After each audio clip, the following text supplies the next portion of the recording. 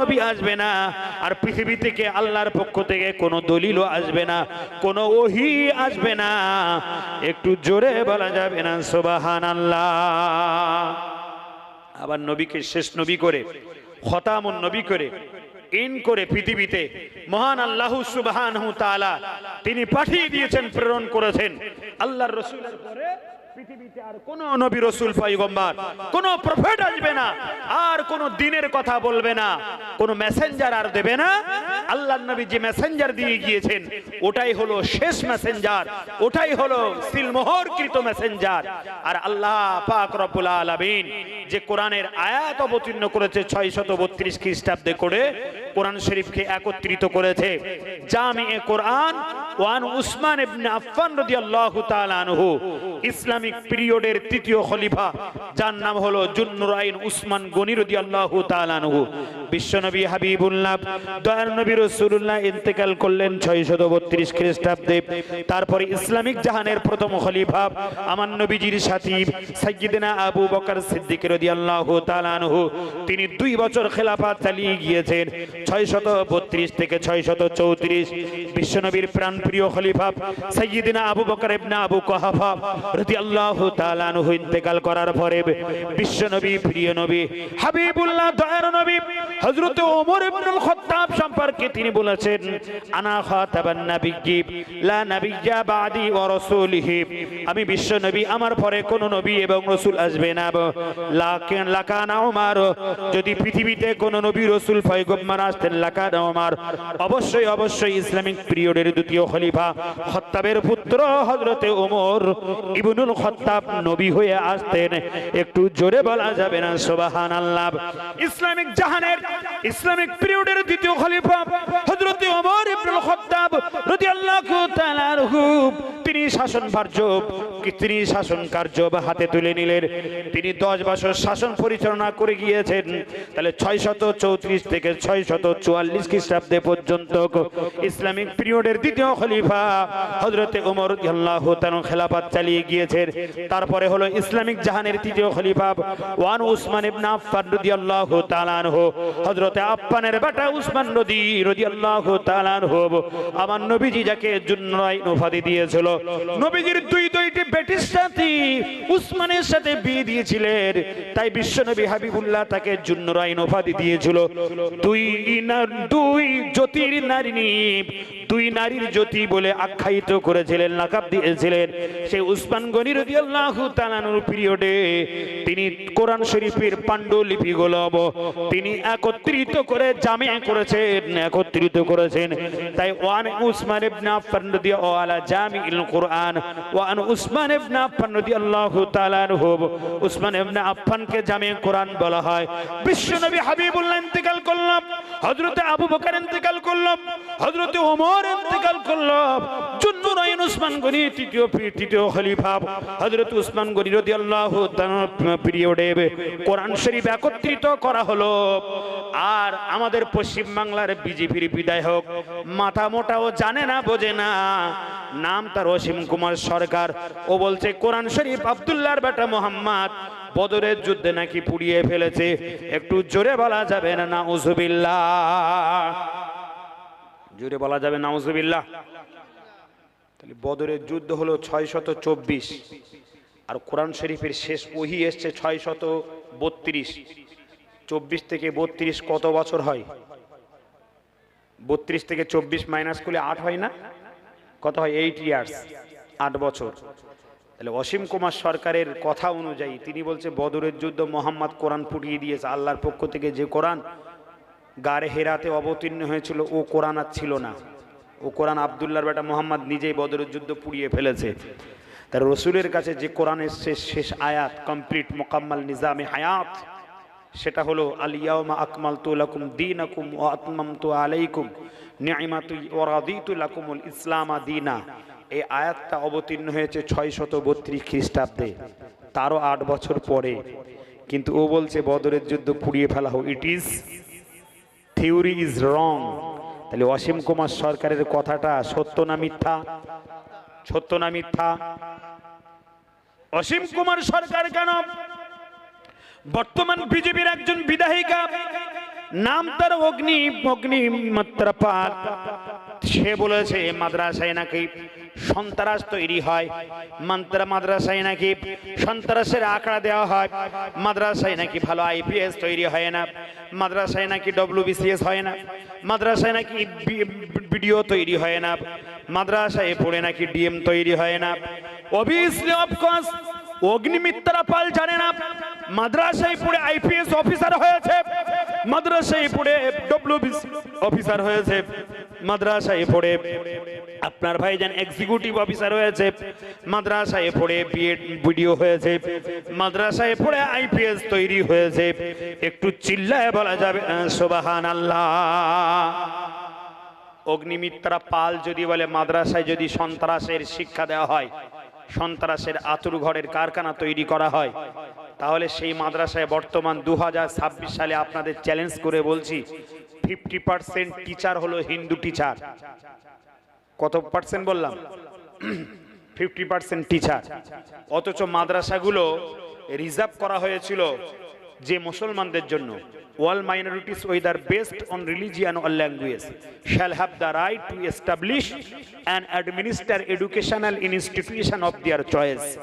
বাবা সাহেব আম্বেদকর 1926 সালে 26শে জানুয়ারি তিনি যে সংবিধান রচনা করেছিলেন, যে খসড়া তৈরি করেছিলেন, সেই কনস্টিটিউশনে লেখা আছে। সেই কনস্টিটিউশন নিয়ে বললে লম্বা হবে অনেক বক্তৃতা, বক্তৃতার মোড় অন্যদিকে ঘুরে যাবে।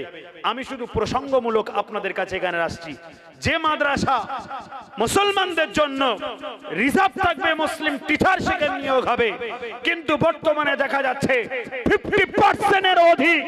This is my challenge. যদি আমার সাথে বসতে চান আমি চোখে আঙুল দিয়ে দেখিয়ে দেব, মাদ্রাসায় বর্তমানে 50% অমুসলিম শিক্ষক শিক্ষিকা ঢুকে গিয়েছে, যেখানে সংবিধান বলছে all minorities whether based or language shall have the right to establish and administer educational institution of their choice. এই ভারতবর্ষে যে সমস্ত ধর্মীয় তাদের মতো করে তারা প্রতিষ্ঠান চালাতে পারবে, আর তাদের মতো করে তারা টিচার নিয়োগ করতে পারবে, কিন্তু আজকের দুঃখের বিষয়, অনুতপ্তের বিষয়, মুসলমানরা এরা শুধু ভোট বাক্সে, এরা শুধু ভোটের ঢাল হিসাবে ব্যবহৃত হচ্ছে, বারবার হচ্ছে। আমাদের জন্য কেউ নয়, আমাদের জন্য কেউ নয়, আমাদের জন্য যদি কেউ হয় চোখে চোখ রেখে মাথা উঁচু করে বলতে হবে, মুসলমানদের চাকরি তুমি কতটা দিয়েছো, মুসলমানদের শিক্ষা প্রতিষ্ঠান কতটা করেছো, মুসলমানদের আর্থিক সামাজিক উন্নয়ন কতটা করেছো, মুসলমানদের ইকোনমিক কন্ডিশন কতটা এস্টাবলিশ করেছো, চোখে চোখ রেখে মাথা উঁচু করে যদি বলতে পারো, তাহলে আমরা মেনে নেব, হ্যাঁ মুসলমানদের জন্য তোমরা। আমি দায়িত্বহীন কণ্ঠে অবিলম্বে আজকের গুড্ডা পশ্চিম পাড়া থেকে মিডিয়ার সামনে আমি দায়িত্বহীন কণ্ঠে আমি আমার প্রতিবাদের ভাষায় বলতে চাই, মুসলমানদের জন্য কেউ নয়, আমার মুসলমানদের জন্য আমার আল্লাহই যথেষ্ট। চিল্লাই বলুন আল্লাহু আকবার। একটু জোরে বলা যাবেন আল্লাহু আকবার। আমাদের জন্য কেউ নয়, সব মিছে কান্না কাজে। সেই মাদ্রাসায় দেখুন আজকের 50% অন্য সমাজের মানুষেরা তারা শিক্ষকতা করবে। রামকৃষ্ণ মিশন, আমি কাউকে হিংসা করছি না, সেখানে তো কোনো মুসলিম টিচার নেই, কিন্তু এখানে 50%-এর অধিক মানে অন্য সম্প্রদায়ের টিচারগুলো এখানে ঢুকে পড়ছে। আর আমাদের মানে ললিপপ দেখিয়ে মিছে কান্না কেঁদে নাটকগিরি করে আমাদের মাথার ওপরে হাত বুলিয়ে কি সুন্দর পলিসিতে ভোট বাক্সে ভোটগুলো নেওয়ার চেষ্টা করছে। আজকে এসআইআর নিয়ে বললে লম্বা হবে বক্তৃতা। সব চাইতে মুসলমানরা বেশি হ্যারাসমেন্ট হয়েছে, কথা ঠিক কিনা? কথা ঠিক কিনা? মুসলমানরা হ্যারাসমেন্ট বেশি হয়েছে, জবাব আপনাকে দিতেই হবে। কেন আমরা হ্যারাসমেন্ট হব? আমার আধার কার্ড আছে, আমার প্যান কার্ড আছে, আমার পাসপোর্ট আছে, আমার গ্রাজুয়েশন MA পাস সার্টিফিকেট আছে। এত সার্টিফিকেট থাকা সত্ত্বেও বহির্দেশেও পর্যন্ত আমাদের যেতে হয়, তারপরেও এনআরসির জন্য আমাদেরকে হ্যারাসমেন্ট করা হয়। আমরা মানব কিভাবে যে আমাদের কেন সুপরিকল্পিতভাবে আমাদের হ্যারাসমেন্ট করা হচ্ছে? অগ্নিমিত্রা পালের সাহস হয় কি করে? গত ফ্রাইডে শুক্রবারে আমি তথ্য ছাড়া কোনো কথা বলি না। গত শুক্রবারে শীতকালে অধিবেশনে অগ্নিমিত্রাপাল বিধানসভায় দাঁড়িয়ে দাঁড়িয়ে মাদ্রাসার বিরুদ্ধে কথা বলবে, মুসলমানদের বিরুদ্ধে কথা বলবে। মুসলমানরা চাকরি গিয়েছে তাও চুপ থাকছে, মুসলমানদের অর্থ নেই চুপ থাকছে, মুসলমানদের ডেভেলপ নেই চুপ থাকছে। মাদ্রাসা নিয়ে কথা হবে, মসজিদ নিয়ে কথা হবে, কবরস্থান নিয়ে কথা হবে, ওকাফ সম্পত্তি নিয়ে কথা হবে, আমার নবীর বিরুদ্ধে কথা হবে। মুসলমানরা সব ছাড়তে রাজি, মুসলমানরা ঈমান ছাড়তে রাজি নয়। কথা ঠিক কিনা বলুন? মুসলমানরা ঈমান ছাড়তে রাজি নয়, কেন মাদ্রাসার সাথে আমাদের ঈমান জড়িয়ে আছে, ঠিক কিনা? রাসূল বলেছেন আল মসজিদু বাইতুল্লাহ, মসজিদ হলো আল্লাহর ঘর, আল মাদ্রাসাতি বাইতি, মাদ্রাসা হলো আল্লাহর নবীর ঘর। মাদ্রাসা যদি বন্ধ করে দেয়, আগামী দিনে কোরআন হাদিস উসুল ফিকহ আকায়েদ কালাম শরিয়াতের আইডিওলজি শরিয়াতের ইসলামিক জ্ঞান কোথা থেকে চর্চা হবে আর কোথা থেকে অধ্যয়ন করবে, কোথা থেকে শিখবে? তাই সুপরিকল্পিতভাবে তারা মাদ্রাসার ওপর টার্গেট করছে। আমাদের সজাগ থাকতে হবে আর আমাদের ধৈর্য সহকারে আমাদের মোকাবেলা করতে হবে। ধৈর্য সহকারে আমাদের সম্প্রীতি সাম্য ঐক্য ভ্রাতৃত্ব বজায় রেখে তার মোকাবেলা আমাদের করতে হবে। কারণ মহান আল্লাহ সুবহানাহু তাআলা তিনি কোরআন শরীফের পারা নাম্বার 2 সূরা নাম্বার 2 সূরার নাম বাকারা 153 নম্বর আয়াতে কারিমায় বলেছেন বিসমিল্লাহির রাহমানির রাহিম ইয়া আইয়ুহাল্লাযীনা আমানুস ইসতাঈনু বিস-সাবরি ওয়াস-সালাহ ইন্নাল্লাহা মা'আস-সাবিরিন। আল্লাহু আকবার। একটু জোরে বলুন আল্লাহু আকবার। ইয়া আইয়ুহাল্লাযীনা আমানু, ওহে খোদা বিশ্বাসীগণ, ইয়া আইয়ুহাল্লাযীনা আমানু ইসতাঈনু বিস-সাবরি ওয়াস-সালাহ, তোমরা একমাত্র আল্লাহর কাছে আশ্রয় প্রার্থনা চাইবে। কোন মিনিস্টার নয়, কোন রাষ্ট্রপতি নয়, কোন এমএলএ নয়, এমপি নয়, আশ্রয় প্রার্থনা চাইবে। যা কিছু চাইবে আল্লাহর কাছে চাইবে, সেটা ধৈর্য সহকারে এবং সালাহ নামাজ আদায় করবে। যদি তোমরা ধৈর্য সহকারে আল্লাহর কাছে চাইতে পারো এবং নামাজ আদায় করতে পারো, মহান আল্লাহ সুবহানাহু ওয়া তাআলা ইরশাদ করলেন ইন্নাল্লাহা মা'আস সাবিরিন, নিশ্চয় আমি ধৈর্য সাথীদের মধ্যে, ধৈর্যকারীদের মধ্যে আমি আল্লাহ আছি। জোরে বলা যাবে না সুবহানাল্লাহ? বিপদ আসুক আর মুসিবত আসুক আর দুর্দশা আসুক, ধৈর্য সহকারে আমাদের মোকাবেলা করার দরকার আছে না নাই? ধৈর্য ধরতে হবে। মসজিদে যান, নামাজ পড়ুন, নামাজ কায়েম করুন, 5 ওয়াক্ত নামাজ, 5 নামাজ, মাগরিব, এশা, যোহর, আসর, ফজর, প্রত্যেকটি নামাজগুলো জামাতের সঙ্গে আদায় করুন। দেখবেন মসজিদে যখন মুসল্লি ভরে যাবে, আস্তে আস্তে আস্তে আস্তে মহান আল্লাহ সুবহানাহু ওয়া তাআলা আমাদের যা যা করণীয় এবং যা যা পাওনা একে একে 16 কন্যায় আমরা বুঝে পেয়ে যাব। জোরে বলুন সুবহানাল্লাহ।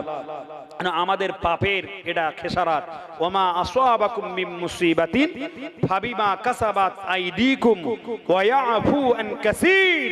কোরআন বলছে ওমা আসাবাকুম, যত মুসিবত আসছে, ফাবিমা কাসাবাত আইদিকুম, আমাদের 2টি হাতের কামাই, ঠিক কিনা? এটা হলো আমাদের 2টি হাতের কামাই। কারণ আমরা আজকের কোরআন একটু পড়ি কিন্তু বুঝি না, কোরআন মানি না, হাদিস পড়ি একটু বুঝি না, মানিও নাই। তাই কবি নজরুল আক্ষেপ করে বলেছিল যে বিশ্ব যখন এগিয়ে চলেছে, আমরা তখন পিছে বিবি তালাকের ফতোয়া খুঁজি, কোরআন হাদিস চষে মানি না মোরা কোরআন হাদিস, চলি না সুন্নাত মতো, দিন দিন মোরা বেড়ে চলেছি গরু ছাগলের মতো। কোরআন হাদিস এবং সুন্নাহ মোতাবেক যদি চলি, তাহলে দেখবেন আমাদের উপরে আর দুর্দশা হবে না। চিল্লায়ে বলুন সুবহানাল্লাহ। আজ থেকে 1500 বছর আগে কবি নজরুল তার কাব্যের ভাষায়, কবিতার ভাষায় বলেছেন বিশ্ব যখন এগিয়ে চলেছে আমরা তখন পিছিয়ে, অর্থাৎ বিশ্ব দিন দিন নিত্য নতুন আবিষ্কার করে কোরআন থেকে আবিষ্কার করে এগিয়ে চলেছে, আর আমরা মুসলমানরা তখন পিছিয়ে আছি। বিশ্ব যখন এগিয়ে চলেছে আমরা তখন পিছিয়ে বিবি তালাকের ফতোয়া খুঁজি, কোরআন হাদিস চষে শুধু বিবি এবং স্বামীর সাথে তালাক হবে, এক তালাক না দু তালাক না তিন তালাক, তালাকে হাসানাত না তালাকে বেদা, খোলা তালাক না তালাকে তাফাইজ, কোন তালাকটা দেওয়া হবে এই নিয়ে মাসলা মাসাইল খুঁজতে খুঁজতে, এই নিয়ে নিজেদের মধ্যে বিবাদ করতে করতে আমরা বিভোর হয়ে থাকি। তাই কবি নজরুল বলেছে বিবি তালাকের ফতোয়া খুঁজি কোরআন হাদিস চষে, মানি না মোরা কোরআন হাদিস, চলি না সুন্নাত মতো, দিন দিন মোরা বেড়ে চলেছি গরু ছাগলের মতো, দিন দিন মোরা বেড়ে চলেছি। এজন্য আমরা গর্ববোধ করি বর্তমান ভারতবর্ষের পশ্চিম বাংলার আমি তথ্য দিচ্ছি আমরা 35% উপরে মুসলমান সম্প্রদায় বসবাস করি। একটু জোরে বলা যাবে না সুবহানাল্লাহ?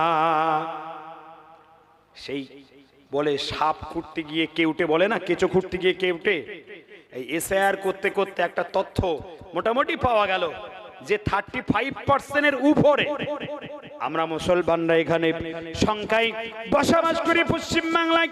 তাই আমার ভাইদের কি বলবো, আমার ভাইয়েরা বন্ধুরা, কবি নজরুল যেটা আক্ষেপ করে কোরআন হাদিসের কথা তিনি বলেছিলেন, আজ থেকে 1500 বছর আগে বিশ্ব নবী হাবিবুল্লাহ দয়ার নবী সরকারে দো আলাম শাফিউল মুজনামির হুজুর রাহমাতাল লিল আলামিন তিনিও পাক জবানে মোবারকে বললেন আমি রাসূলুল্লাহ পৃথিবী থেকে বিদায় নেব, আমি বিশ্ব নবী পৃথিবী থেকে বিদায় নেব, কিন্তু দুইটি জিনিস তোমাদের মাঝে রেখে যাব।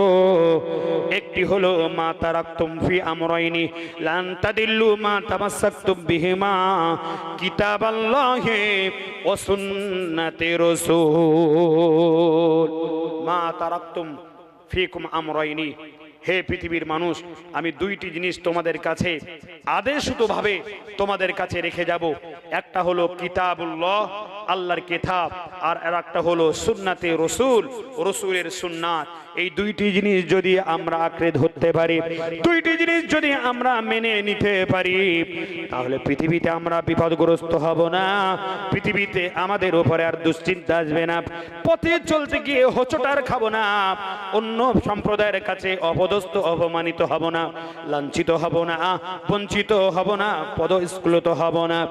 একমাত্র আল্লাহর কোরআন আর নবীর হাদিস নিয়ে পৃথিবীতে জীবনের গাড়িটা যদি বাস্তবায়ন করতে পারি, লাইফ স্টাইলটা কোরআনের উপরে, লাইফ স্টাইলটা যদি নবীজির হাদিসের উপরে, লাইফ স্টাইল যদি সুন্নাতের উপরে রেখে যেতে পারি, আল্লাহ সুবহানাহু ওয়া তাআলা ইহকালে কামিয়াবি দেবেন, পরকালে মুক্তির গ্যারান্টি বানিয়ে দেবেন।